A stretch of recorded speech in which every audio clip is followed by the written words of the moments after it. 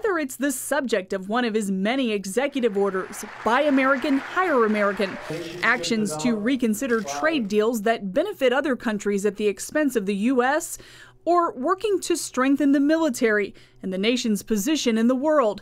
At 100 days in, President Donald Trump is working to live up to his campaign slogan, Make America Great Again. From now on, it's going to be America first. He seems to enjoy demonstrating his blue-collar bona fides, despite his billionaire status. Did you ever think you'd see a president who knows how much concrete and rebar you can lay down in a single day? He's outraged by the 70,000 U.S. factories that have closed, the once great American industries that have faded, and is particularly bothered by federal regulations he says strangle the economy. You want to build a highway in the United States?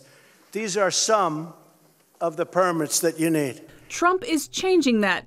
For every new federal regulation, 2 existing ones must be eliminated.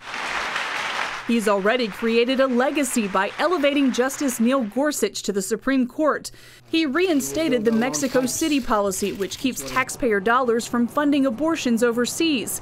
He signed legislation that removes a requirement that states spend tax money on Planned Parenthood. And he's surrounded himself with evangelical Christians and calls on them for advice. Members of his cabinet hold weekly Bible studies, and Trump tells CBN News he's relying on God now more than ever. The office is so powerful that you need God even more. He's also letting the world know that a strong America is back.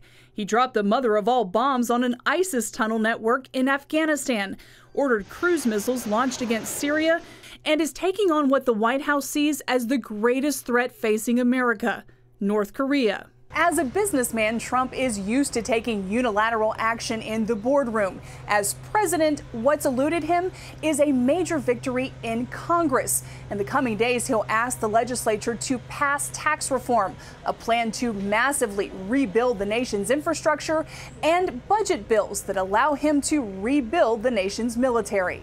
Still, he's signed 28 bills into law, including 13 congressional review acts, which erase last-minute regulations issued by the Obama administration. Quiet, quiet, quiet. The president's relationship with the press often makes news. I think that we have worked very hard to build a constructive relationship with the Trump White House. And Mason says reporters are getting one of the things they want most. I actually think the access has been quite good. So for Trump, what's different about being president after decades in business? He says that since everything a president does affects people, you have to show heart. Jennifer Wishon, CBN News, the White House.